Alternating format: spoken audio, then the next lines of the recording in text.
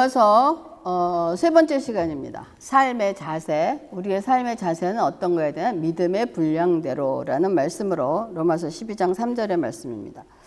우리가 로마서 12장 1절과 2절은 여러분께 제가 말씀드렸습니다. 좀 이 말씀은 외우자라고 말씀을 드렸는데, 이 1절과 2절은 그리스도인의 새로운 삶의 시작에 대한 대원칙을 제시했습니다. 우리의 전 인격적인 삶을 하나님께 드리고 이런 삶을 살기 위해서 세상을 본받지 말고 마음을 새롭게 변화를 받아서 하나님의 거룩하신, 기뻐하신, 온전하신 뜻이 무엇인지를 분별하라는 명령을 받았습니다. 그리고 난 후 3절과 5절에서 이런 삶을 사는 사람들의 삶의 자세, 삶의 방향에 대해서 우리에게 지시하고 있습니다. 여러분, 신약 성경은 사복음서, 사도행전, 요한계시록을 제외하고 나면 모두 다 편지의 형식을 띠고 있습니다. 서신 형태예요. 여러분, 편지에는 반드시 편지를 받는 사람들이 있습니다. 그렇죠? 받는 사람들이 있고 그 편지의 내용은 그들이 처한 구체적인 상황과 고민이 담겨 있기 마련입니다. 그래서 여러분이 서신서를 읽을 때는 반드시 그 당시의 배경과 기록된 의도를 파악하는 것이 무엇보다 중요합니다. 만약 우리가 말씀이 주어진 목적을 오해한 채 문자 그대로 오늘날에 적용한다면 본래의 의미가 왜곡될 위험성이 있다는 것입니다. 그러나 설교를 통해서는 이러한 내용들을 자세히 다루기 쉽지 않기 때문에 우리가 성경 공부가 필요한 것입니다. 그래서 서신서를 대할 때 여러분, 첫째, 역사적인 배경, 문법적인 구조, 언어학적인 구조를 살펴서 그 당시 그 사람에게 이 말이 무슨 의미가 있는가를 찾는 것이 굉장히 중요하다는 것입니다. 그리고 둘째, 말씀을 기록한 저자, 그러니까 편지를 쓴 사람의 의도가 무엇인가, 그 사람이 성령의 감동으로 본래 전달하고자 했던 목적, 말씀이 주어진 의도를 이해하는 것입니다. 그리고 난 다음에 이런 과거의 배경을 다 이해하고 나면 원문 해석을 하고 난 후에 이것을 우리의 삶에 비추어서 상황화, 그러니까 컨텍스추얼라이제이션을 해야 되는 단계로 와야 되는 거예요. 그래야지만 말씀을 올바로 해석하고 바른 방향으로 나갈 수 있다는 것입니다. 이건 굉장히 중요한 겁니다. 성경을 이해할 때. 이것이 안 돼 있으면 성경을 참 왜곡하기 쉽습니다. 그래서 이 로마서가 쓰여지게 된 역사적인 배경을 말씀드리면, 로마서는 바울이 쓴 편지 중에서 가장 체계적이고 신학적인 깊이가 있는 글이지만 아마 바울이 이거를 썼을 때 이렇게 방대한 책이 될 거를 기대하고 쓰진 않았을 것 같아요. 왜냐하면 사실 그 시작은 로마 교회가 처한 아주 구체적이고 현실적인 갈등을 해결하기 위해서 이 로마서를 쓴 겁니다. 그래서 그 당시 AD 49년에 보면 당시 로마 황제의 클라우디우스가라는 사람이 있었는데, 이들 그 로마 시대에 살고 있었던 디아스포라의 유대인들 중에 크레스투스, 그러니까 그리스도로 추정되는 인물로 인해서, 그러니까 내가 아마 또 그리스도인이다, 예수라고 말을 시작을 했나 봐요. 그래서 소동이 일어나기 시작을 하자 로마 시내에 있는 모든 유대인의 추방 사건이 이때 일어났습니다. AD 49년에. 그래서 그 결과로 이때 로마 교회에 있던 유대인 그리스도인들이 모두 로마를 떠나게 되고 남겨진 이방인이 그리스도인들끼리 교회를 운영하게 됐단 말이에요. 그래서 사도행전에 보면 아굴라와 브리스길라가 로마에 있다가 로마에 떠나서 바울과 고린도나 이런 데서 만나서 사역을 하는 사건이 있단 말이에요. 그러자 그때 이제 유대적 전통을 지니고 그리스도인으로 본어게인 한 사람보다는, 그러니까 유대인의 전통, 율법이나 할례를 보다는 이방인 중심의 가치관으로 교회 체질이 바뀐 겁니다. 근데 이제 AD 54년에 황제가 바뀌면서 추방령이 해제되니까 유대인들, 그리스도인 다시 로마로 들어오게 됐습니다. 그러니까 다시 교회에 합치게 되니까 돌아온 유대인 그리스도인들의 입장은 우리의 성경, 그때가 말하는 우리의 성경이라면 구약 성경을 얘기합니다. 우리의 율법을 지키고 할례를 지켜야지 참된 신자가 되는 거다라는 태도를 주장을 하니까, 이방인들의 입장에서는 우리는 너희 그 율법과 할례 그런 거 지키지 않아 없어도 은혜로 우리를 잘 지켜왔다. 율법이 왜 필요하냐? 라면서 유대인들과 맞서게 되면서 서로 비판하고 정죄하는 심각한 분열 상태가 벌어졌던 거예요. 이러한 로마 교회의 심각한 분열 상태를 보면서 바울이 제3차 전도 여행 중 고린도 교회에서 이 소식을 듣고 로마 교회가 다시 하나로 묶여야 한다는 절박함을 느끼고 바울이 고린도에 머물면서 AD 57년에 로마서를 쓴 것이 로마서가 된 겁니다. 그리고 나서 로마서에 나타난 그 바울의 의도를 보면, 그리고 나서 로마서를 읽으면 저도 그 생각을 못하고 그냥 로마서는 구원에 대한 하나님의 의에 대한 것을 열심히 설명했다라고 얘기했는데, 이 로마 교회에 문제가 있었던 것이 뭡니까? 이방인 그리스도인과 유대인 그리스도인들이 지금 문제가 일어나가고 서로 싸우고 있단 말이에요. 그리스도인끼리. 그러니까 그거를 하나로 묶기 위해서 바울이 썼기 때문에 그거를 이해하고 로마서를 이해하니까 아, 바울이 왜 이렇게 했나 하는 것을 정확하게 이해가 돼요. 그 로마서의 내용을 앞에 1장부터 11장의 내용을 보면 바울이 뭘 중요하냐면 죄 아래에서는 모두 다 평등하다는 거야. 거기서 참 많이 나오는 게 유대인이나 이방인이나 헬라인이나 뭐 할 것 없이라는 말이 굉장히 많이 나옵니다. 그런 사람들이 다 죄 아래에 있으며 의인은 없나니 하나도 없다고 선언하면서 누구도 누구를 비판할 자격이 없다는 것을 못 나온단 말이에요. 그리고 은혜 아래에서 모두 평등하다는 거예요. 오직 믿음으로만 의롭게 된다는 이신칭의를 통해서 율법을 가진 자나 동일한 은혜로 구원받는다는 것을 강조하고 있다는 거예요. 그리고 이제 실천적인 지침이 이제 12장 이후에 나오는데, 그러므로 라고 12장이 시작하면서 너희 몸을 산 제물로 드리라는 권면은 단순히 개인의 도덕적인 삶을 넘어서 서로 다른 너희가 그리스도 안에서 어떻게 한 몸으로 조화를 이룰 것인가는 그 당시 로마 교회에 처해 있는 상황에 대한 해답이 바로 로마서 12장부터 나오는 것입니다. 그래서 여러분이 이러한 내용을 머리에 두시고 실천적 지침을 제시하는 로마서 12장 이후의 말씀을 깨닫고 우리 삶에 비추어 하나님의 선하심과 기뻐하심과 온전하심을 분별하는 삶을 사는 저와 여러분 되기를 바랍니다. 여러분 12장 3절에 오늘 읽었던 그 말씀에 보면 내게 주신 은혜로 말미암아 너희 각 사람에게 말하노니 마땅히 생각할 그 이상의 생각을 품지 말고 오직 하나님께서 각 사람에게 나누어 주신 믿음의 분량대로 지혜롭게 생각하라라고 얘기되어 있습니다. 이제 그 로마서가 쓰여진 배경을 여러분 조금 이해하셨다면 이 3절에서 로마 교회에 문제가 되는 상황에 주어지는 핵심되는 말씀 구절을 고른다면 여러분 뭘 고르시겠습니까? 그러면 여기서 보면 이 말씀을 받는 사람들의 문제는 뭐냐면 유대인들은 율법에 자부심이 있는 거야. 난 유대인이다. 나는 율법과 할례를 잘 지키면서 이런 걸 지키면서 그리스도인이 됐어 라는 자부심과, 이방인은 아니야, 우리는 하나님의 은혜를 받은 것을 주도권으로 서로 비난하고 있단 말이에요. 같은 그리스도인 교회 안에서. 그래서 이 갈등의 틈새를 메우기 위해서 바울이 꺼낸 단어가 뭐냐면 첫째, 은혜입니다. 은혜와 분량이라는 단어를 가져온 거예요. 그래서 여기서 처음에 시작할 내게 주신 은혜로 말미암아라고, 내게는 누굽니까? 바울이에요. 바울 자신에게 나에게 주신 은혜로 말미암아라고 하는 것은 지금 바울이 이런 권유를 하고 수정을 하고 뭐 징책을 하고 하는 입장에서 내가 너희보다 신학적으로 뛰어나니까, 내가 너보다 나니까 내 말을 들어라고 하는 것보다는 내가 지금 너희에게 이런 말을 쓰는 것은 내가 자격이 있어서 그런 것이 아니라 하나님이 거저 주신 은혜라는 거예요. 그 은혜가 뭐냐? 사도직을 받았다는 거예요. 그러니까 제가 여러분 앞에 서서 이렇게 여기서 말씀을 전하고 이러는 것은 제가 여러분보다 뭐 더 신앙이 좋아서 뭐 더 훌륭해서가 아니고 하나님이 저에게 목사라는 직분을 주신 거예요.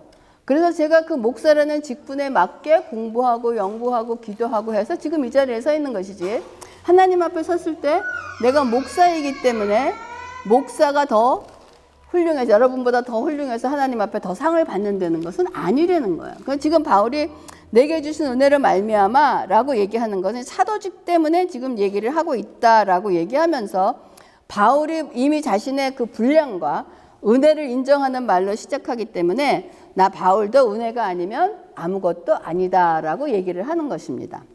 그러면서 너희 각 사람에게 말하노니라고 얘기하는 것은 지금 모두 누구는 해당이 안 되고 누구는 해당되는 것이 아니라 유대인이나 이방인들이 모두 다 해당이 된다는 것입니다. 지금 문제는 유대인은 우리는 율법을 받은 선민이라는 거예요. 지금도 유대인은 이런 생각을 갖고 있습니다. 영적 특권의식의 우월감과 갖고 있고, 이방인은 너희는 심판받아 쫓겨났었고 이제는 우리가 교회의 주축이다. 이 교만함을 내세워서 분쟁을 일으키는 모든 교인의 개개인을 향해서 함께 다 말하고 있는 거예요. 너희 각 사람에게 말하노니 마땅히 생각할 그 이상의 생각을 품지 말고라고 하는 것은, 그 이상의 생각은 내가 다른 사람보다 더 낫다는 영적 교만을 의미합니다. 자신의 위치를 망각하고 상대방을 정죄하는 선을 넘지 말라는 엄중한 경고입니다. 그래서 당시 로마 교회 성도들은 유대인이냐 이방인이냐를 따지면서 내가 더 정통이다, 내가 더 옳다라는 목소리가 높였다는 거예요. 그때 바울은 마땅히 생각할 그 이상의 생각을 품지 말라고 권면을 합니다. 율법을 가졌다는 자부심이나 교회에서 기득권을 가졌다는 우월감은 모두 그 이상의 생각이라는 것입니다. 그래서 마땅히 생각할 그 이상의 생각을 품지 말고 오직 하나님께서 각 사람에게 나누어 주신 믿음의 분량대로라고 얘기합니다. 여기서 믿음의 분량은 단순히 믿음이 크다, 믿음이 작다, 믿음이 좋다, 나쁘다를 얘기하는 것이 아닙니다. 하나님께서 각 사람에게 공동체를 위해서 맡기신 고유한 역할과 은혜의 선물을 뜻한다는 거예요. 그래서 로마교회 유대인과 이방인 서로 다른 은사와 배경을 가졌지만 이것은 자랑의 근거가 아니라 하나님이 공동체를 위해서 나누어 주신 것입니다. 메저드 아웃한 거예요. 그렇기 때문에 이것은 좋고 나쁘고 자랑하고 수치스럽게 여길 것이 아니라는 것은, 그러니까 나누어 주신 것이므로 내가 가진 것이 내 실력이 아니라 하나님의 선물임을 인정할 때 비로소 비교와 시기가 멈춘다는 원리입니다. 우리의 삶 속에서 가장 고통이 비교하고 시기하는 것입니다. 그것이 얼마나 많은 삶의 슬픔의 원인이 되고 고통이 되는지 우리가 잘 알 것입니다. 그러고 난 다음에 지혜롭게 생각하라라고 얘기해요. 진짜 지혜로운 사람은 나 개인의 영성만을 생각하는 사람이 아니라 내가 교회라는 몸의 한 지체로서 어떻게 처신해야 하는가를 객관적이고 겸손하게 판단하는 사람이라는 거예요. 그래서 바울은 그 이상의 생각을 품지 말라고 하기 전에 내게 주신 은혜로 말미암아라고 은혜를 먼저 언급합니다. 여러분이 하나님께서 주신 은혜를 깨닫고 은혜를 먼저 생각하는 거예요. 그래서 우리 자신이나 다른 사람을 바라볼 때 나의 공로나 상대방의 자격이라는 안경을 쓰고 보면 반드시 그 이상의 생각, 비판이나 교만이 나오게 되어 있습니다. 저 사람은, 나는 내가 생각할 때 내가 더 공부를 잘하고 더 한 것 같은데 저 사람은 더 좋은 직장에 가서 더 많은 연봉을 받아. 이거는 unfair해. 이런 생각을 갖게 된다. 비판하게 된다는 것입니다. 하지만 은혜로 말미암아 보기 시작하면 모든 것이 달라진다는 거예요. 내가 저 사람보다 기도를 많이 해서, 내가 저 사람보다 헌신을 많이 해서가 아니라 나도 은혜로 이 자리에 있고 저 사람도 은혜로 저 자리에 있다는 인정하는 것이 뭐냐? 지혜로운 생각이라고 얘기를 하는 것입니다. 그래서 로마 교회의 유대인과 이방인이 가장 먼저 회복해야 할 단어가 바로 무엇이냐? 은혜였던 것입니다. 유대인은 혈통이 공로였습니다. 나는 선민이야, 유대민족으로 태어났어 라고 하는 것이 그들의 공로였고, 이방인은 현재의 주도권이 공로였어요. 바울은 그들이 모든 이 공로를 은혜라는 단어로 지워버렸습니다. 그것이 너희들이 혈통도 주는 것이 아니고 주도권도 공로가 아니고 뭐냐? 하나님의 은혜라는 것입니다. 그래서 우리가 믿음의 분량을 이해하기 전에 기억해야 될 것은 모두가 은혜라는 한 바구니 안에 담겨 있다는 것입니다. 그래서 은혜를 아는 사람은 자기 분량을 넘어서지 않습니다. 이거 뭐냐? 자기 주제를 안 되는 것입니다. 왜냐하면 내 분량조차 내 것이 아님을 알기 때문입니다. 그래서 여러분의 삶을 살면서 내게 주신 은혜 플러스 그 이상의 생각 플러스 믿음의 분량입니다. 이것으로 연결해서 로마 성도들을 너희들도 각 각자 하나님의 은혜임을 깨달아서 그 이상의 생각을 품지 말고 믿음의 분량대로 행하라는 거예요. 여러분이 이것이 여러분의 삶의 자세와 방향입니다. 우리는 내게 주신 은혜가 있습니다. 그 은혜대로 그 이상의 생각을 품지 않고 믿음의 분량, 하나님께서 주신 은혜대로 사는 것이 우리의 삶의 방향이라는 거예요. 바울은 하나님이 각자에게 꼭 맞게 설계한 믿음의 분량이 있음을 선포합니다. 우리 모두 여기 계신 모두 우리는 하나님이 우리에게 주신 믿음의 분량이 있습니다. 믿음의 분량이 있다는 거 아까 얘기한 것처럼 믿음이 좋다 나쁘다 얘기하는 게 아니고 각자에게 맡겨진 어떠한 직책이 있다는 것입니다. 믿음의 분량이란 한계를 주어주신 것도 은혜입니다.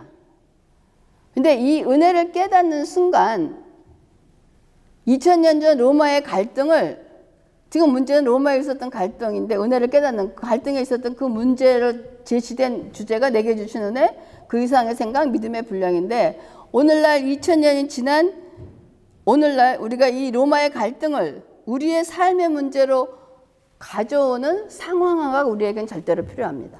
어떻게 이거를 살아야 되느냐, 그 상황화하는 것이 살아있는 너희의 몸을 산 제사로 드리려는 예배의 시작인 것입니다. 우리의 삶의 시작인 것이에요.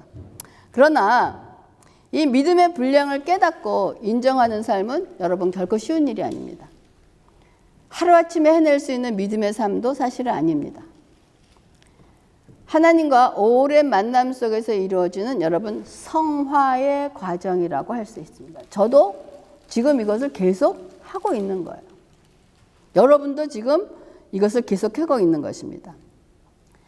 우리의 삶의 현실은 세상의 기준, 하나님이 주신 분량이 아니고 세상의 기준에 맞추느라고 고통받습니다. 그렇죠? 세상의 스펙을 만들어야 돼. 얼마나 고통스럽습니까, 사실.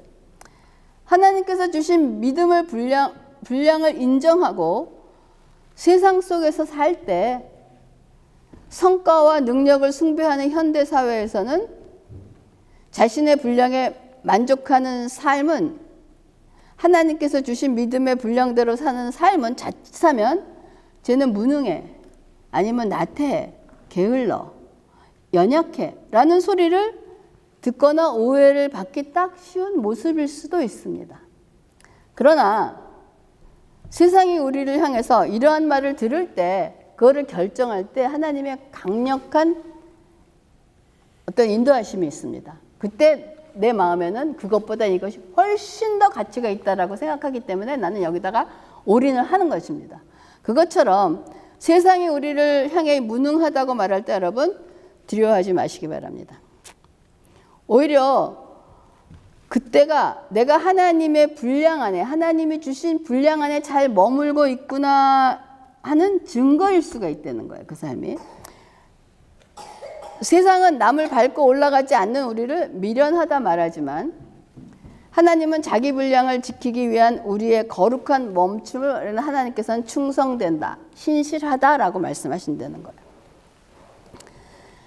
세상의 성공은 여러분 모래성과 같으나 하나님 안에서 이루어낸 작은 순종은 영원히 남아 있다는 거 여러분 기억하시기 바랍니다. 여러분 혹시 세상 사람들이 저 사람은 연약해, 저 사람은 무능해, 저 사람은 참 어리석어 라는 말 뒤에는 어쩌면 그런 말을 하는 사람들이 상대방의 교만을, 그래도 나만큼은 해야지 하는 교만이 있을 수도 있거나, 아니면 그런 말을 하는 사람들의 나도 저렇게 되면 어떡하지? 라는 그 사람의 두려움이 있을 수 있다는 것입니다. 그렇게 얘기하는 사람들의 마음에. 그렇기 때문에 그리스도인으로서 세상의 비난이 두려워 내 분량 이상의 것을 탐내는 것은 하나님의 설교보다 세상의 평가를 더 신뢰한다는 것입니다. 그래서 주님도 십자가에서 어떤 일을 당하셨습니까? 다른 사람은 구원하면서 왜 자신은 구원 못해? 라는 그런 조롱을 받으셨습니다. 그럴 때 예수님은, 여러분이 생각하실 때 예수님이 정말 무능하다고 믿으십니까?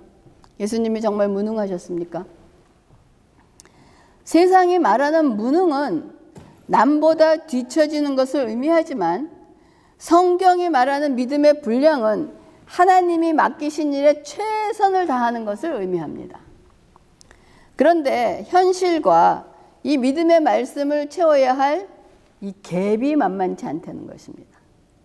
여러분, 세상 밖으로 나가는 순간 여러분을 무능하다, 연약하다, 힘이 없다 라는 잣대로 평가하는 수많은 보스들을 만나게 될 것입니다. 그곳에는 하나님이 주신 자기 분량을 지키며 산다는 것이 얼마나 고통스럽고 외로운 싸움인지 저도 압니다. 세상에는 믿음의 가치를 알아봐주는 인격적인 보스보다는 오직 결과와 속도로만 평가하는 세상적인 보스가 훨씬 더 많이 있습니다. 세상의 보스들은 끊임없이 더 많이, 더 빨리를 요구합니다. 이때 믿음의 분량을 지킨다는 것은 성장을 거부하는 나태함이 아니라 세상의 속도에 영혼을 팔지 않겠다는 처절한 우리의 저항입니다. 여러분, 세상 속에서 우리들은 때로 무능하다는 소리를 들으며 불이익을 당할 수도 있습니다. 바울이 말한 지혜롭게 생각하라는 것은 이런 불이익까지도 계산에 넣는 것이 우리 그리스도인의 삶입니다. 세상적으로 말하면 저도 불이익이죠.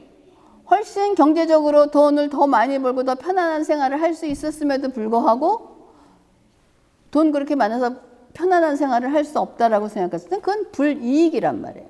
그 불이익까지도 포함할 수 있는 것이 지혜롭게 생각한다는 것입니다.